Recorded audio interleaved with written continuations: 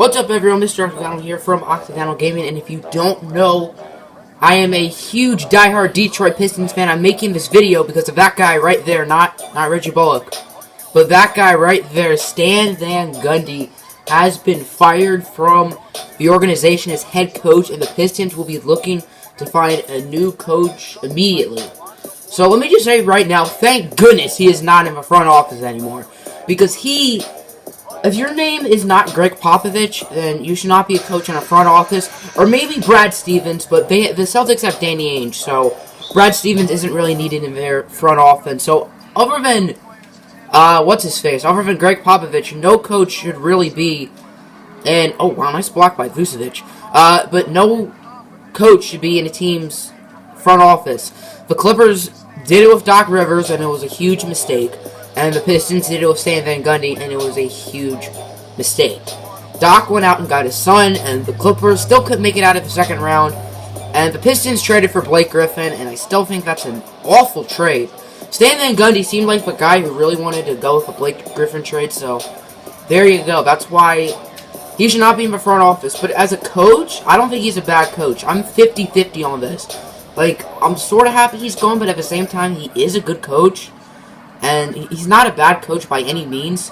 I would say he's an average to maybe above average coach in the NBA. So I don't think he's terrible by any means at coaching, which is why I'm on the fence about it. But at the same time, it seems like we're going with a front office overhaul, which we need because these next few years are going to be very rough for us, especially since there's a 97.5% chance we don't get our pick.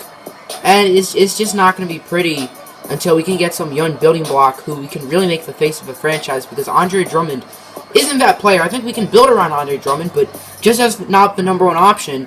And Blake Griffin's a solid player, but he's overrated. He's not a superstar. He's on a gigantic contract, and he's going to be on that contract for another 4 seasons, I believe. So it's looking really ugly for us right now. Really ugly. We can't tank because we got a new stadium just this year. So, and the Pistons need to get people in their stadium or else they're going to make no money. So, we can't do that as much as I'd love to. We just can't, which just sucks, because I want to tank really badly. I know we would suck for a few years, but look at the Sixers. They are one of the best teams in the NBA, and they might get LeBron James this offseason. So, they're really looking good. Now, I don't think many coaches, on the market, are really as good as Stan Van Gundy. I wish we fired him earlier because we can't get David Fizdale anymore, who I think David Fizdale's a top 10 coach in the NBA. So, I don't know why we waited. That makes no sense. We waited 2 or 3 weeks until after the season ended to do it, right when David Fizdale was no longer on the market. So I just don't think that really makes any sense.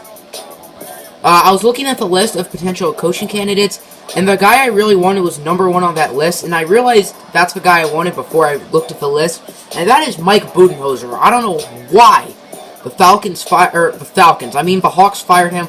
I know the Hawks were terrible this year, but that's because their roster is absolutely disgusting. I think they have the worst roster in the NBA, probably, because the Suns have Devin Booker, who's an all-star caliber player.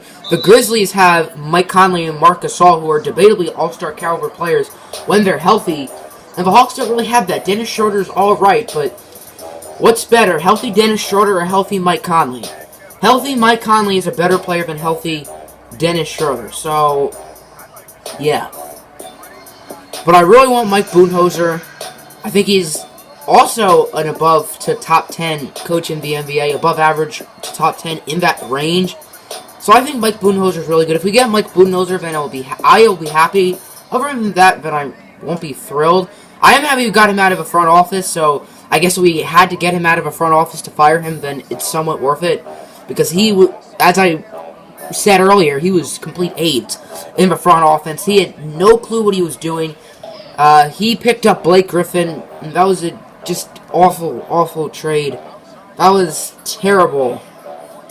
So, yeah, that'll pretty much end it. If you're a Pistons fan or an NBA fan in general, tell me what you think of the Pistons getting rid of Stan Van Gundy. As I said, I'm 50-50 on it. I'm happy that we're sort of changing it up because we really need to. But at the same time, he is a very good coach. But if we can get Mike Budenholzer, then I will be very happy. And hopefully we hop into the top 3 of the draft lottery. That would also be great, but there's just a 2.5% chance of that happening. Help me.